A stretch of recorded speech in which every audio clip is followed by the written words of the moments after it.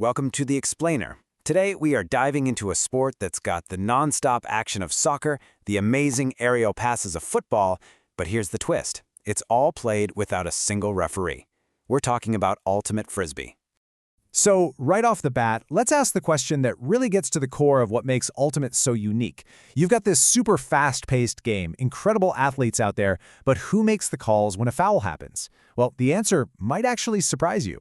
To even begin to understand how a game without refs is possible, we gotta cover the absolute basics of how it's played. So, let's get into it.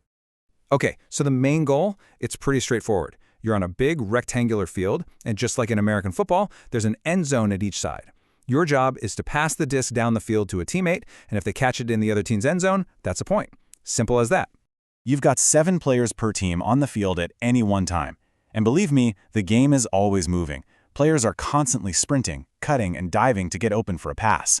And the whole thing is a race to 15 points. First team to get there wins. Now here's what's so wild. How do they manage a full, intense, competitive game all the way to 15 points with absolutely no officials on the field?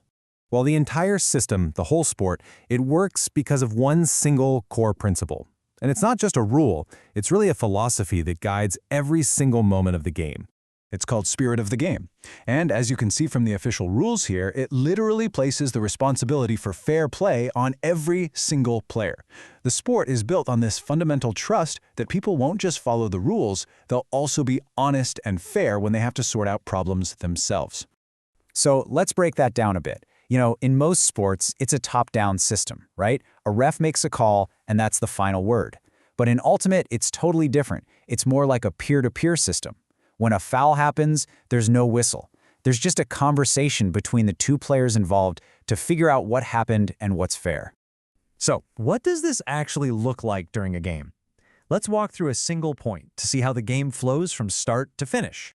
All right, let's follow the action. Every point kicks off with a pull. That's where one team throws it deep to the other to start. The offense then tries to pass their way down the field, but there are a couple of big pressures on them. First, the stall count, which we'll talk more about in a second. And second, any pass that isn't caught, if it's dropped, blocked, whatever, it's a turnover.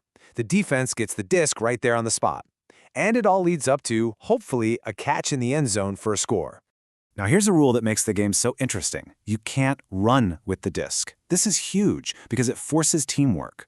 Once you catch it, you have to plant one foot, your pivot foot, just like in basketball, and you have to keep that foot stuck to the ground while you throw it to a teammate. And to keep things moving and put the pressure on, there's a time limit on every single throw. Any defender close by can start a stall count by counting out loud from 1 to 10. You have exactly 10 seconds to get that pass off. And if the defender gets to the T in the word 10 before the disc leaves your hand, it's a turnover. The other team gets it right there. So yeah, the clock is always ticking. So, what happens when players don't agree? What if a defender bumps the receiver just as the disc is arriving? Or what if the person with the disc thinks the stall count was way too fast? This is where that whole idea of player responsibility really gets put to the test. This is where Spirit of the Game really shines. There are no yellow cards, there are no refs you can complain to. It is just you and your opponent figuring it out. And this process is just brilliant. A player who thinks they were fouled just yells foul, and everything stops. Everyone freezes. Then, the two players involved have a quick, calm chat about it. If they agree a foul happened, they do their best to fix the play. And if they just can't agree, the disc simply goes back to the person who threw it and they start over. The goal is always to be fair, not to win an argument. So you can see how this unique way of handling rules makes Ultimate about so much more than just who scores the most points by the end. Get this, the official rulebook actually has examples of what good sportsmanship looks like. We're talking about things like genuinely complimenting an opponent on a great play, or even taking back your own foul call if you realize, you know what, I was wrong. It's all about mutual respect and celebrating the game itself, not just winning at all costs. So I think the real takeaway is a question that the sport asks every single player on every single point. When fairness and integrity are completely in your hands, not a referee's, how are you going to choose to play the game?